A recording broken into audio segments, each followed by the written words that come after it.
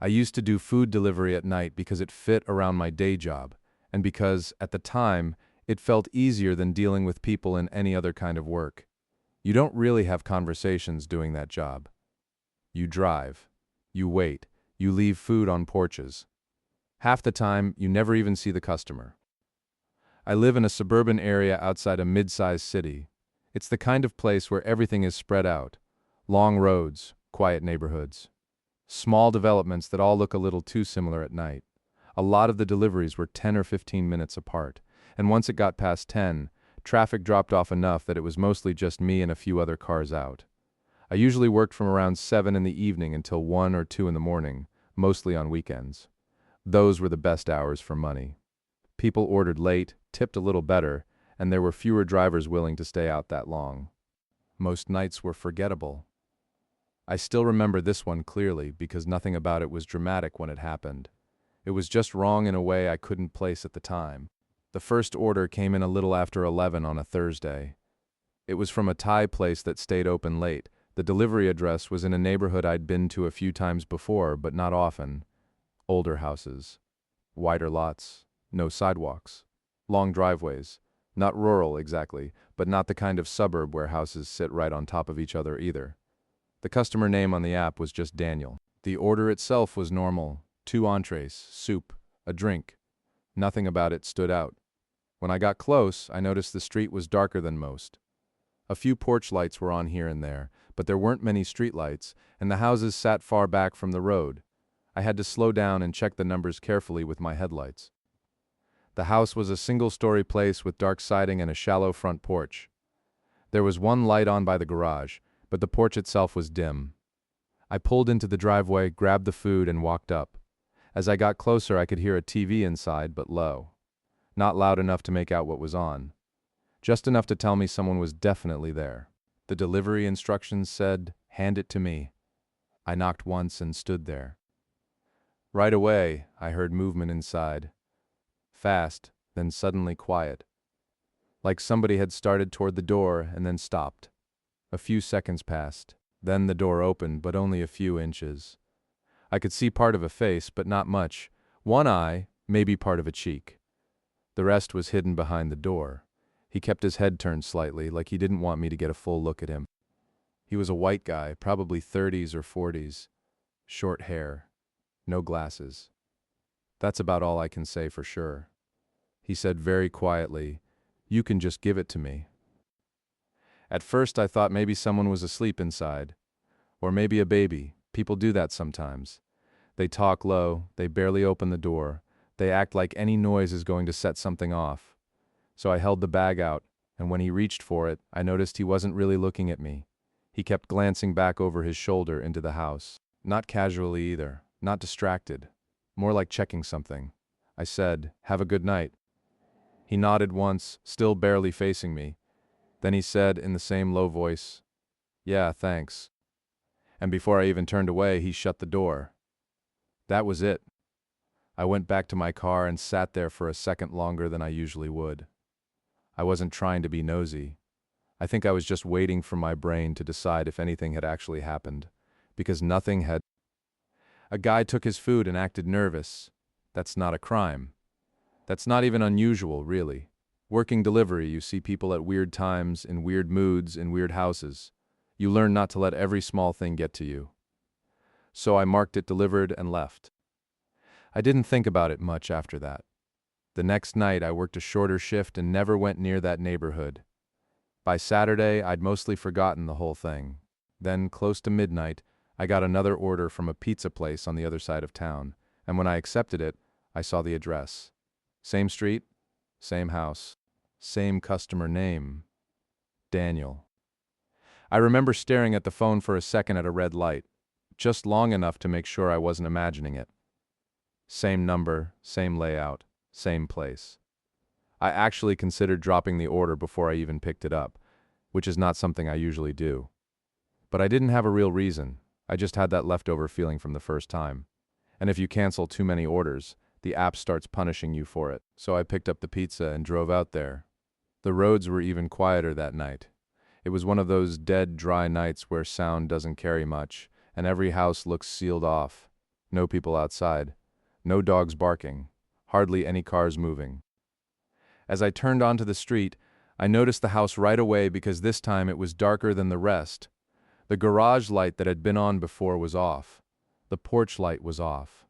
And the car I'd seen in the driveway the first time wasn't there. I slowed almost to a stop before pulling in. I sat in the car with it still running, looking at the house. There was one faint light somewhere inside, toward the back, but from the front it almost looked empty. The instructions were different this time. Leave at door. I remember feeling relieved when I read that. I grabbed the pizza and walked it up to the porch. Without the light on, I had to use my phone screen to make sure I wasn't stepping on anything. The wood on the porch creaked under me more than I expected. It sounded loud because everything else was so quiet. I set the food down by the door and took the picture for the app.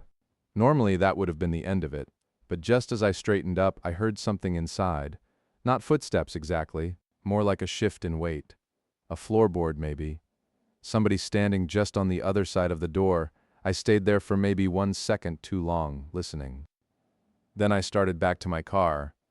As I reached the bottom of the porch steps, I heard the door open behind me. Not all the way. Just enough. I turned. Same guy. I'm sure it was him. He had the door open a crack again, with one shoulder and part of his face visible. Same thing as before. Face turned away. Voice kept low. He said, "Hey." I stopped. He looked past me, toward the street, not directly at me. Then he asked, "Did you see anyone out here?" I said no. He was quiet for a second. Then he said, "Nobody walking around?" I remember glancing toward the road, just because the way he asked made me feel like maybe I had missed something. But there was no one. I said no, I didn't see anybody. He kept looking out past me. Then he gave a small nod, like that answered something for him. I should have left right then, but I asked, "You okay?" As soon as I said it, I regretted it. Not because I was scared yet. More because I didn't want to get pulled into whatever was going on. He was quiet long enough that I thought maybe he wasn't going to answer. Then he said, "Yeah, I just thought someone was in the yard earlier." I said, "Oh, that was all." He didn't say thank you this time. He didn't pick up the food while I was there. He just slowly shut the door again. I went back to my car, locked the doors as soon as I got in, and sat there for a second. If you do delivery long enough, you start making quick little judgments about people and situations. Not because you think you're good at reading people, but because your body reacts before your brain catches up. Sitting there in that driveway, I had the very clear feeling that I should leave immediately. So I backed out and drove off. I checked my mirrors more than usual on the way out of the neighborhood, but that was it. No headlights pulled out behind me. No one followed me. After a few minutes, I felt stupid for getting worked up over it. I finished the rest of my shift and went home. I lived alone then in a small apartment complex about 20 minutes away. Nothing fancy, just one of those 2-story buildings with outside staircases and units facing a parking lot. My place was on the 2nd floor near the end. By the time I got back, it was a little after 1 in the morning. I remember because I looked at the microwave clock while I was heating up leftovers I'd brought home. I ate, watched something with the volume low, and stayed up maybe another half hour. I wasn't thinking about that house anymore. Not actively, anyway. Around 2, I locked the front door, turned off the living room light, and got ready for bed. I had just laid down when I heard knocking. 3 knocks. Not loud, not pounding, just controlled, spaced out, deliberate. For a second I thought maybe it was another apartment. Noise carries strangely in places like that. But then it came again, and this time I was sure it was my door. I checked my phone, 2:17 a.m. Nobody ever knocked on my door that late. I got up and stood there for a second in the dark listening. Nothing. Then another 3 knocks. I didn't say anything. I walked over quietly and looked through the peephole. And it was him, the same guy from the house. He was standing alone in the hallway outside my apartment door, not moving, not knocking anymore, just waiting. I froze in a way I honestly hadn't felt before. It wasn't just fear. It was the fact that my brain couldn't make the situation fit anywhere reasonable. I had never given this person my address. The app isn't supposed to show that to customers. They get your first name, maybe a masked number if there's a call, but that's it. And still, he was outside my apartment at 2 in the morning. He was wearing the same dark zip-up jacket I'd seen at the house. I could tell even through the peephole. His face was angled down, so I could only see part of it. One hand was at his side. The other was resting lightly against the door frame like he was trying to look casual. I backed away without making noise and grabbed my phone. I almost called out and asked what he wanted. I almost called the police immediately. Instead, I just stood there for a few seconds trying to think. Then there was one more knock. This time only once. After that, he spoke. Not loudly, just enough to carry through the door. He said, "I know you're in there." I remember every word because of how calmly he said it. Not angry, not rushed, just certain. I finally called 911. I kept my voice low and told the dispatcher there was a man outside my apartment door who had shown up from a delivery address I'd gone to earlier that night. She started asking questions, and while I was answering them, I looked through the peephole again. He was still there, but now he was looking directly at the door, not at the peephole, just at the door itself. Then he leaned a little closer and said, "I need to ask you something." I didn't answer. The dispatcher told me officers were on the way and asked if he was trying to get in. I said no, not yet. And that was true. He wasn't rattling the knob. He wasn't pushing on the door. If anything, that made it worse. He was acting like he had every reason to expect I would eventually open it. I stayed on the line. After maybe 15 seconds, he stepped back from the door and looked down the outdoor walkway toward the stairs. Then he looked over his shoulder the other way, like he was checking whether anyone else was around. When he spoke again, his voice was even lower. I had to press closer to hear him. He said, "Did you see her?" At first I thought I misheard him.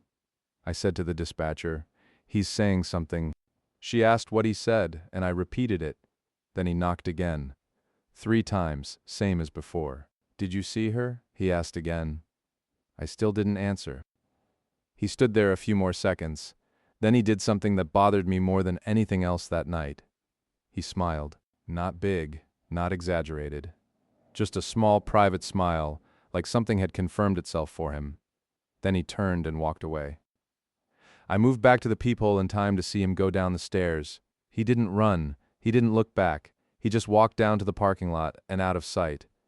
The police got there maybe 6 or 7 minutes later. I met them outside after they checked the area. By then, he was gone. They took my statement, asked for the address I'd delivered to, the customer name, all of that. One of them asked if I was sure it was the same man, and I said yes. I was. They went out to the house that night, or at least that's what they told me they were going to do. I didn't hear anything else until the next afternoon when an officer called me back. He said they'd made contact at the house earlier that morning. Not with a man, with a woman. She told them she lived there alone. According to her, she hadn't ordered food either night. I remember just sitting there with my phone in my hand, not saying anything for a second. I asked if she was older, younger, anything that would tell me whether there was some misunderstanding.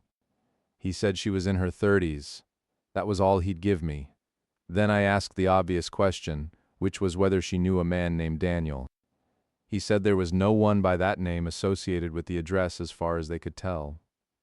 I told him I had handed food directly to a man there 2 nights earlier. I told him the same man had come to my apartment. The officer didn't argue with me, but his tone changed a little. Not rude, just careful. He asked if I had saved the delivery details in the app. I had screenshots of the second order because I'd sent them to a friend right after the police left, mostly because I wanted someone else to know what had happened in case it got weirder. I sent those over. A day later, the app support team emailed me back. It was a generic message mostly. Safety issue. Investigation. They said the account involved had been removed for violating platform policy. They didn't answer the part where I asked how a customer could have found my home address. I pushed harder on that than anything else. Eventually, I got one phone call from someone in their safety department. She told me there was no indication my address had been shown through the app.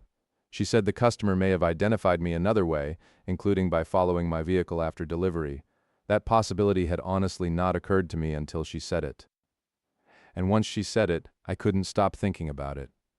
because my apartment complex wasn't hard to find if someone stayed far enough back. I'd left that neighborhood and driven straight home. No gas stop, no store, no detour. If he followed me, I probably wouldn't have noticed unless he stayed right behind me the whole time. And he didn't need to. Not at that hour. A week after all this, I stopped doing night deliveries. I told myself it was temporary, but I never really went back to it. Not late, anyway. For a while, I kept expecting something else to happen. Another knock. Another sighting. Maybe seeing him in a parking lot, or at a stoplight, or outside work. But it never happened. That should have made it easier to forget. It didn't. What stayed with me wasn't just that he found where I lived. It was the way he acted at my door. Like he wasn't there to threaten me. Like he wasn't even there to scare me. He seemed to believe I had seen something. Or someone. And that's the part that still bothers me, because I've gone over both deliveries more times than I can count. The first night, when he opened the door, he kept looking back into the house. The second night, he asked if I'd seen anyone outside. Then later, at my apartment, he asked, "Did you see her?" Not who. Not what happened. Just her. A few months later, I was still checking the address once in a while out of morbid curiosity. Public listings, county records, anything easy to search. I didn't find much. Same property owner. Nothing unusual. No news reports tied to it. No crimes I could find. Nothing that explained why a woman there would tell police she lived alone, or who the man at the door had been, or why he seemed so sure I might have seen someone he was looking for. There was one thing, though, and on its own, it probably means nothing. A little less than a month after the night he came to my apartment, that house was listed for sale. Not immediately. Not overnight. Just soon enough that I noticed. The photos in the listing were bright, clean, empty, standard real estate pictures, the kind that make every place look flatter than it really is. But I spent too long looking at them anyway, trying to match the inside to the sliver I'd seen through the cracked door. I couldn't. The house sold a couple months later. I don't know who moved out first. I don't know whether the woman actually lived alone, and I don't know who came to my apartment that night. What I do know is that for 2 deliveries in a row, someone used that address and that name. A man took food from me there. Then that same man stood outside my apartment after 2 in the morning and asked if I had seen her. I never saw anyone else at that house. At least, not clearly. But there is one detail I left out, and I've gone back and forth on whether it matters. The second night, when I was taking the photo of the pizza at the door, my screen brightness was high. Just for a second, it lit up part of the narrow window next to the entrance. I didn't notice anything at the time. Later, after the police left, I looked at the delivery photo again. In the glass beside the door, there was a reflection from my phone screen, the porch, and part of the yard behind me. It was grainy, dark, easy to dismiss. But near the edge of the frame, just beyond where the porch steps would have been, there looked like there was part of a person standing in the yard. Not clear enough to identify. Not clear enough to prove it was even a person. Just a shape that seemed too vertical and too close to the house to be nothing. I showed it to 2 different people. One said it was probably a shrub or a shadow. The other said it looked like someone standing there, half turned away. I don't know which answer is worse. I deleted the photo eventually, along with the rest of the screenshots, when I moved apartments the next year. I was tired of checking them, but I still think about that knock sometimes, the calm way he stood there, the way he said he knew I was inside, and the look on his face when he smiled, like he'd learned something from me, even though I never opened the door and never answered a single question. I still order delivery sometimes, but I never do it late. And if someone knocks after midnight, I don't go near the door until I'm sure I know exactly who it is.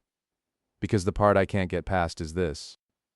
If he followed me home just to ask whether I'd seen her, then he must have believed she had been close enough for me to notice. Close to the house. Or close to my car. And if that's true, then when I drove away from that second delivery, there's a chance I wasn't the only person leaving that street.